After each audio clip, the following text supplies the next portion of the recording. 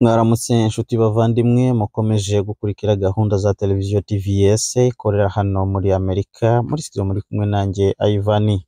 Dore ingingo z'ingenzi z'amakuru tugira ngo tubashikirize kuri uyu munsi tariki 12 z'ukwa mbere 2024. Minisitiri wa Defense wa Leta Zunze Ubumwe za Amerika Lloyd Austin nyuma yo kutamenyesha iby'uburwayi bwiwe biravuga yuko yabisabiye imbabazi mu cyumweru gishize.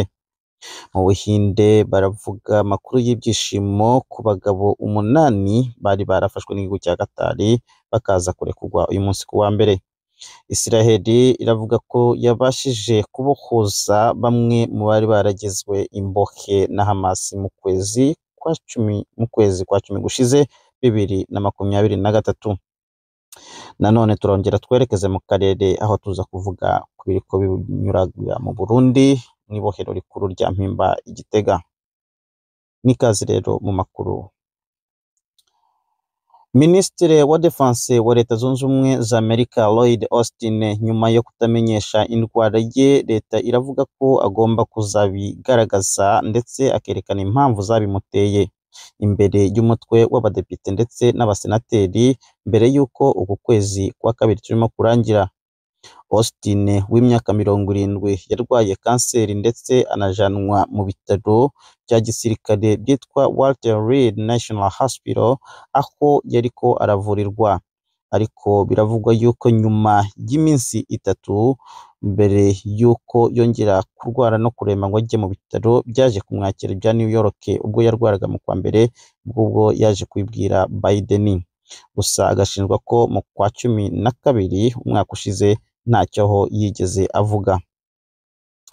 Leta iravuga ko nanone Austin mu gihe cy'uburwayi bwe yafashe ububasha bwiwe ndetse n'ibikorwa byose byo muri office yiwe akabiha Deputy Kathleen Hicks.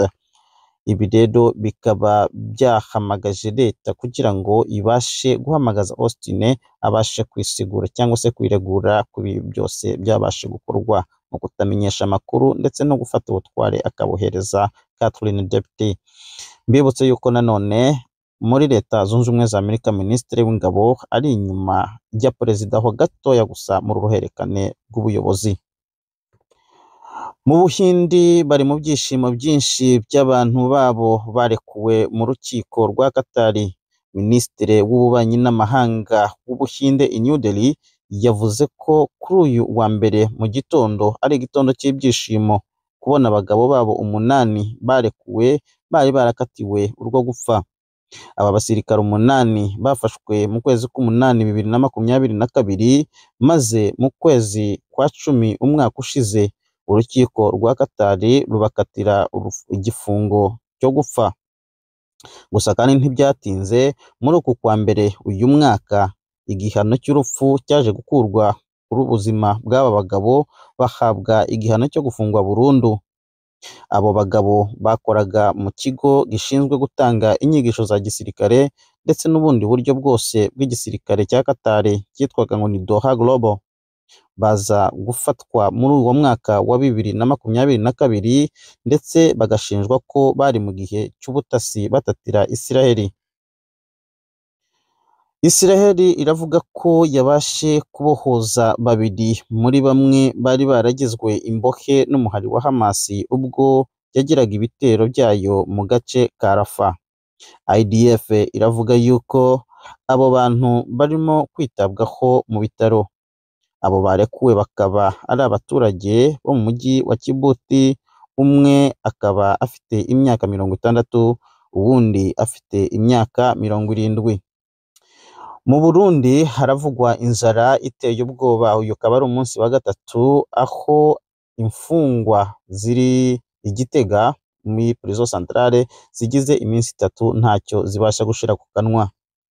Bibutse ko zino mfungwa zahoraga zirya umutsima ndetse n'ibishyimbo ariko zikaba zivuga yuko uyu munsi ari uwa gatatu. Muri siporo uyu munsi siporo biravuga yuko umunonotsi Kiptum Kelvin umunyakenya yaguye mu mpanuka y'imodokari mu burengerazuba bw'icyo gihugu.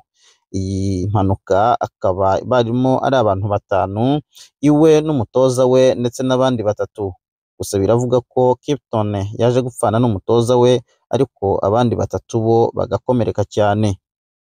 Mu mupira w'amaguru ho Cote d'Ivoire ikaba yegukanye igikombe cy'umupira w'amaguru muri Afurika ubwo yatsindaga Nigeria ibitego 2-1.